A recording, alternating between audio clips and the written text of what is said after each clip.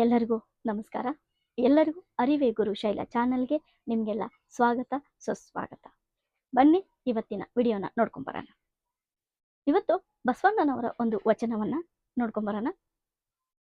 ಮಾಡುವಂತಿರಬೇಕು ಮಾಡದಂತಿರಬೇಕು, ಮಾಡುವಂತಿರಬೇಕು ಮಾಡದಂತಿರಬೇಕು, ಮಾಡುವ ಮಾಟದೊಳಗೆ ತಾನಿಲ್ಲದಂತಿರಬೇಕು, ಮಾಡುವ ಮಾಟದೊಳಗೆ ತಾನಿಲ್ಲದಂತಿರಬೇಕು, ಕೂಡಲ ಸಂಗಮ ದೇವನ ನೆನೆಯುತ್ತಾ ನೆನೆಯುತ್ತಾ ನೆನೆಯದಂತಿರಬೇಕು, ಕೂಡಲ ಸಂಗಮ ದೇವನ ನೆನೆಯುತ್ತಾ ನೆನೆಯುತ್ತಾ ನೆನೆಯದಂತಿರಬೇಕು.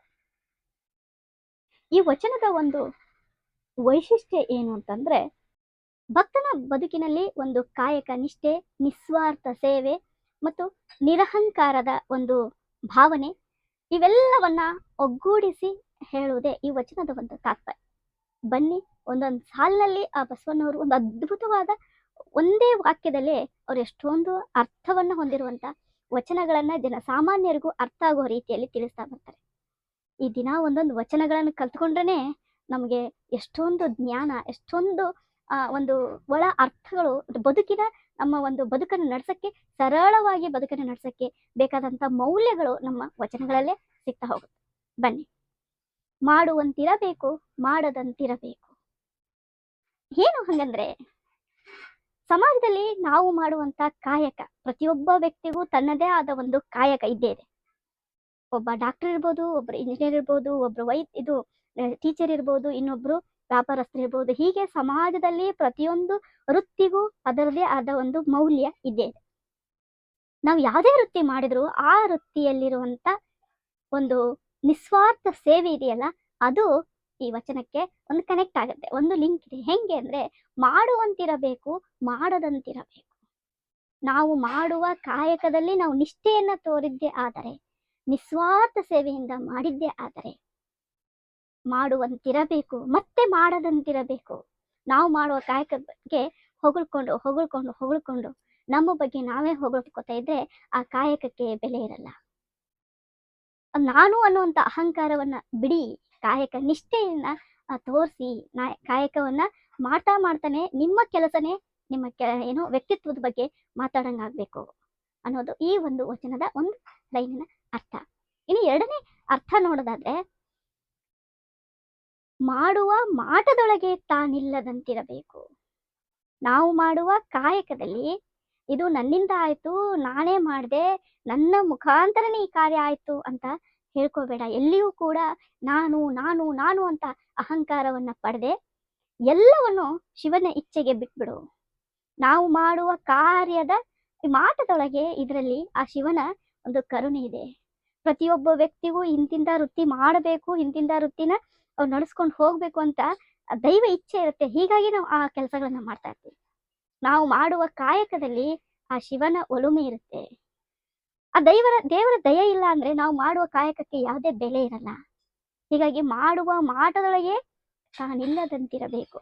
ನಾನು ಕೆಲಸ ಮಾಡಿದ್ದೀನಿ ಅಂದ್ರೆ ಅದು ಶಿವನ ಇಚ್ಛೆ, ಆತನ ಇಚ್ಛೆ ಇಲ್ಲದೆ ನಾನು ಯಾವ ಕೆಲಸನೂ ಮಾಡಕ್ಕಾಗಲ್ಲ ಅನ್ನುವಂತ ಒಂದು ಭಾವನೆನ ಇಟ್ಕೊಂಡು ನೀವು ಕೆಲಸ ಮಾಡಿ.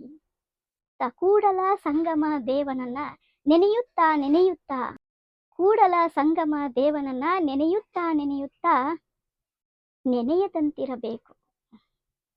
ದೇವರನ್ನ ನೆನೆಯಕ್ಕೆ ಟೈಮ್ ಟೇಬಲ್ ಏನಾದ್ರೂ ಬೇಕಾ? ಅಥವಾ ನಾನು ಹಂಗ ಅಲಂಕಾರ ಮಾಡಿದೆ, ನಾನು ಹಂಗ ಪೂಜೆ ಮಾಡಿದೆ, ನಾನು ಇಂಥ ಭಕ್ತರು, ನಾವು ಅಂತ ಭಕ್ತರು ಅಂತ ಹೇಳ್ಕೊಳಕ್ ಯಾವ್ದಾದ್ರು ಬೇಕಾ? ಇಲ್ಲ. ಆ ಶಿವನ ಒಂದು ಸ್ಮರಣೆಗೆ ಯಾವುದೇ ರೀತಿಯ ಟೈಮ್ ಟೇಬಲ್ ಬೇಕಿಲ್ಲ. ನಾವು ಮಾಡುವ ದಿನನಿತ್ಯದ ಕಾಯಕದ ಜೊತೆಗೆ ಶಿವನನ್ನ ನೆನೀತಾ ಇದ್ರೇನೆ ಸಾಕು. ಮತ್ತೆ ಅವನಿಗಾಗಿ ಸಪರೇಟ್ ಆಗಿ ಕೂತ್ಕೊಂಡು ಸಪರೇಟ್ ಆಗಿ ಧ್ಯಾನ ಮಾಡು, ಸಪರೇಟ್ ಆಗಿ ಅವನನ್ನು ಪೂಜಿಸು, ಸಪರೇಟ್ ಆಗಿ ಅವನನ್ನ ಪೂಜೆ ಪುನಸ್ಕಾರಗಳನ್ನು ಮಾಡೋ ಅವಶ್ಯಕತೆ ಇಲ್ಲ. ನಾವು ಮಾಡುವ ಕಾಯಕದ ಜೊತೆಗೆ ಆತನನ್ನ ನೆನೀತಾ ಇದ್ರೆ ನೆನೆಯುತ್ತಾ ನೆನೆಯುತ್ತಾ ನೆನೆಯದಂತಿರಬೇಕು. ಆ ದೇವರನ್ನ ನೆನೆಸಿದ ದೇವರಿಗೆ ಮಾತ್ರ ಗೊತ್ತಾಗಬೇಕು, ಅದು ಬೇರೆದವ್ರಿಗೆ ನಾವು ಪ್ರಚಾರ ಮಾಡುವಂತ ಅವಶ್ಯಕತೆ ಇಲ್ಲ. ಯಾಕೆ ಮಾಡ್ಬೇಕು? ನಾನು ದೇವರನ್ನ ಪೂಜಿಸಿದೆ, ನಾನು ಹಾಗೆ ಅಲಂಕಾರ ಮಾಡಿದೆ, ಹೀಗೆ ಅಲಂಕಾರ ಮಾಡಿದೆ, ನಾನು ಇಷ್ಟೊಂದು ಭಕ್ತಿಯಿಂದ ನಾನು ಮಾಡಿದ್ದೀನಿ ಅಂತಂದ್ರೆ ದೇವ್ರ ಮೆಚ್ಚತಾನ? ದೇವ್ರಿಗೆ ಬೇಕಾಗಿರೋದು ನಿಷ್ಕಲ್ಮಶ ಪ್ರೀತಿಯ ಭಕ್ತಿ, ನಿಸ್ವಾರ್ಥ ಸೇವೆ. ಇದು ಶಿವನಿಗೆ ಇಚ್ಛೆ ಆಗುತ್ತೆ. ಶಿವನಿಗೆ ಒಂದು ಅವನ ಒಂದು ಒಲುಮೆಗೆ ಪಾತ್ರ ಆಗುತ್ತೆ. ಒಟ್ಟಾರೆಯಾಗಿ ಈ ವಚನ ಹೇಳೋದೇನೆಂದ್ರೆ, ಶುದ್ಧವಾದ ಕರ್ಮ, ಶುದ್ಧವಾದ ಒಂದು ಕಾಯಕ ನಿಷ್ಠೆ, ಶುದ್ಧವಾದ ಆ ಶಿವನ ಒಂದು ಸ್ಮರಣೆ, ನಿಸ್ವಾರ್ಥ ಭಕ್ತಿಯಿಂದ ನಾವು ಆ ಶಿವನನ್ನ ಸ್ಮರಣೆ ಮಾಡಿದ್ದೇ ಆದರೆ ನಿಜವಾಗ್ಲೂ ಆ ದೈವ ಕೃಪೆಗೆ ನಾವು ಪಾತ್ರ ಆಗ್ತೀವಿ. ಶುದ್ಧ ಭಕ್ತಿಯಲ್ಲಿರುತ್ತೋ ಅದು ಆತ್ಮನಿಷ್ಠೆಯ ಶ್ರೇಷ್ಠ ರೂಪನೆ ಅಂತಾನೆ ಹೇಳ್ಬೋದು. ಶುದ್ಧ ಭಕ್ತಿ ಆತ್ಮನಿಷ್ಠೆಯ ಶ್ರೇಷ್ಠವಾದ ಭಕ್ತಿ ಅಂತಾನೆ ಹೇಳ್ಬೋದು. ಭಕ್ತಿ ಕೇವಲ ಆಚರಣೆ ಅಲ್ಲ, ಭಕ್ತಿ ಯಾವತ್ತೂ ಆಚರಣೆ ಅಲ್ಲ. ಭಕ್ತಿ ಅದು ನಿಷ್ಠೆ, ವಿನಮ್ರತೆ, ತ್ಯಾಗ ಮುಂತಾದ ಅಂಶಗಳನ್ನು ಒಳಗೊಂಡಿದೆ. ಭಕ್ತಿ ಯಾವಾಗಲೂ ಶುದ್ಧ ಮನಸ್ಸಿನ ಒಂದು ತಪಸ್ಸಿದ್ದಂಗೆ.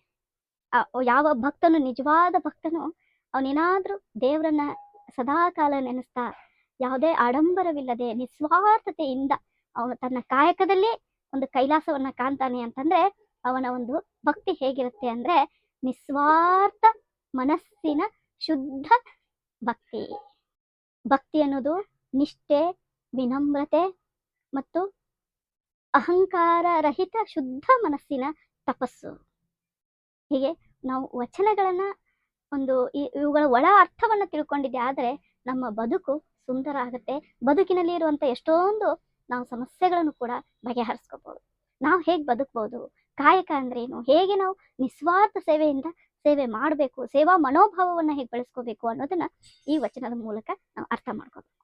ಈ ಒಂದು ವಚನ ನಿಮ್ಗೇನಾದ್ರು ಇಷ್ಟ ಆದ್ರೆ ಲೈಕ್ ಮಾಡಿ, ಇನ್ನು ಯಾರಿಗೆ ನಿಮ್ಮ ಸ್ನೇಹಿತರಿಗೆ ಇಷ್ಟ ಆದ್ರೆ ಶೇರ್ ಮಾಡಿ, ಇನ್ನು ಯಾರು ಸಬ್ಸ್ಕ್ರೈಬ್ ಮಾಡ್ಕೊಳ್ಳದೆ ನೋಡ್ತಾ ಇದ್ದೀರಾ ಅವರು ದಯವಿಟ್ಟು ಸಬ್ಸ್ಕ್ರೈಬ್ ಮಾಡ್ಕೊಳ್ಳಿ. ಎಲ್ಲರಿಗೂ ಧನ್ಯವಾದಗಳು. Amazing!